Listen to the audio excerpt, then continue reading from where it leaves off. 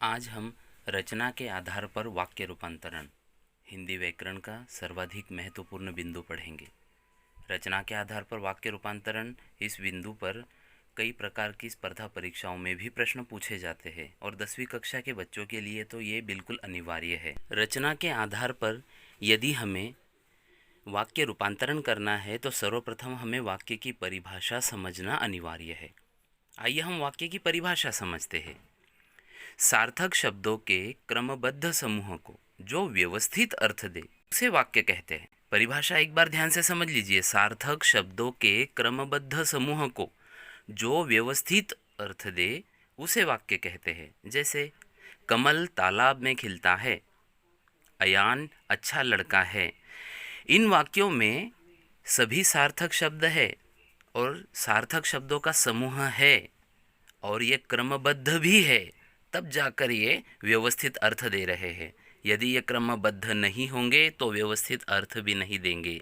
इसलिए परिभाषा में क्रमबद्ध शब्द का होना आवश्यक है। बच्चों को उबाल कर दूध दीजिए, यह भी सभी सार्थक शब्दों का समूह है, वाक्य है, परंतु क्या ये व्यवस्थित अर्थ दे रहा है?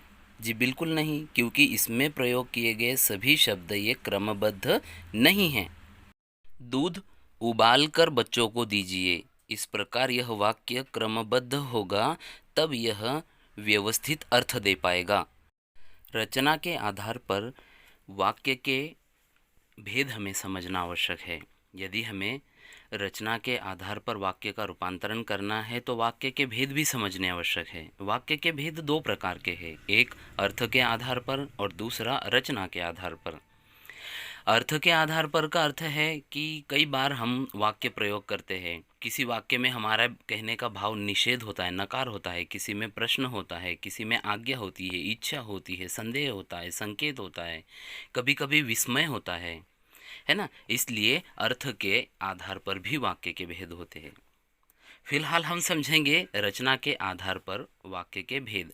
तो रचना के आधार पर वाक्य के तीन भेद होते हैं, एक सरल वाक्य, दूसरा संयुक्त वाक्य और तीसरा मिश्रित वाक्य के अंग। यदि हमें रचना के आधार पर वाक्य का रूपांतरण करना है तो हमें वाक्य के अंग भी समझने होंगे। वाक्य के दो अंग होते हैं, एक उद्देश्य और दूसरा विधेय। उद्देश्य किसे कहते हैं कि वाक्य में जिसके बारे में बोला जाए अर्थात कर्ता, उसे उद्देश्य कहते हैं। जैसे कल विद्यालय बंद रहेगा, इस वाक्य में विद्यालय के बारे में बोला जा रहा है जो ग्रीन कलर में दिखाया हुआ है, ये इस वाक्य का उद्देश्य हो गया।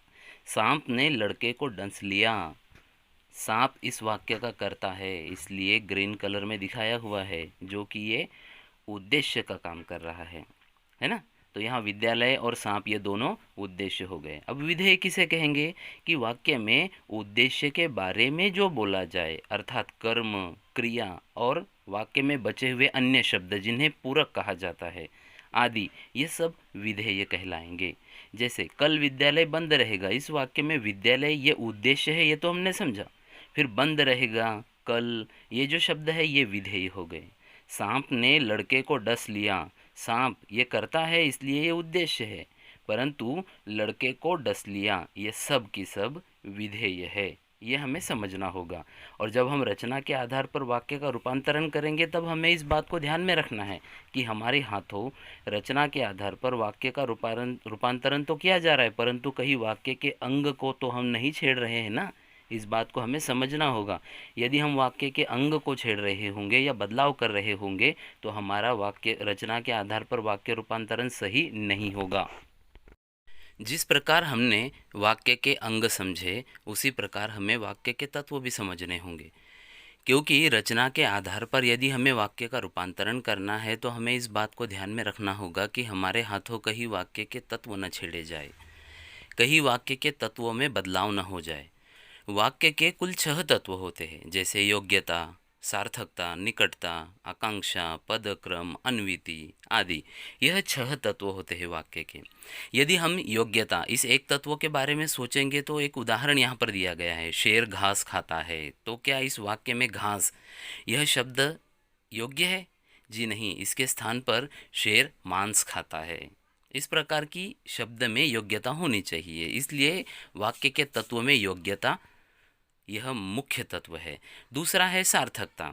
जिस वाक्य में हम जो शब्द प्रयोग में ला रहे हैं उस शब्द को सार्थक होना ये ज़रूरी है, उस शब्द का सार्थक होना ज़रूरी है ना। यदि आप किसी शब्द को सार्थक परिपूर्ण अर्थ वाला नहीं लिखते, उसमें बदलाव कर देते हो, तो उस शब्द में सार्थकता नहीं होती। ठीक उसी प्रकार निकटता। यदि आप एक शब्द आज अभी बोल रहे हो और कुछ देर के बाद दूसरा शब्द बोल रहे हो, या अभी एक शब्द लिख रहे हो और कुछ दूरी के बाद दूसरा शब्द लिख रहे हो, तो वहाँ निकटता नहीं रहती, दो शब्दों के बीच योग्य अंतर नहीं रहता। यह भी वाक्य का तत्व है। आकांक्षा। यदि आप कुछ आधा अधूरा लिख कर आगे बढ़ जाते हो तो पाठक जो पढ़ने वाला है उसकी आकांक्षा बढ़ जाती है। हमें ऐसा वाक्य का तत्व नहीं रखना जिसमें कि पाठक की आकांक्षा बढ़ जाए। पदक्रम। हमने सर्वप्रथम दूध उबालने वाला उदाहरण समझा। इसका अर्थ है जो वाक्य आप प्रयोग में लाओगे उसमें प्रयोग में लाया गया प्रत्येक शब्द, इसका पद, इसका क्रम निश्चित होता है और वही पदक्रम कहलाता है। अन्विति। जैसे कि आप क्रिया के साथ जब कारक का संबंध बनाकर रखते हो, उचित संबंध रखते हो, तब कहा जाएगा कि इस वाक्य में अन्विति है। यह वाक्य का 6वें नंबर का तत्व है। हमें इन सब को ध्यान में रखकर रचना के आधार पर वाक्य का रूपांतरण करना होता है। रचना के आधार पर वाक्य के भेद, उनकी परिभाषा और वास्तव में रचना के आधार पर वाक्य का रूपांतरण कैसे करते हैं, इन सब की जानकारी हम रचना के आधार पर वाक्य रूपांतरण के पार्ट 2 इस वीडियो में देखेंगे। यदि आप नए हो तो हमारे चैनल को सब्सक्राइब करें, लाइक करें। यदि आपको और अन्य हिंदी व्याकरण से संबंधित कोई वीडियो चाहिए तो कमेंट करें।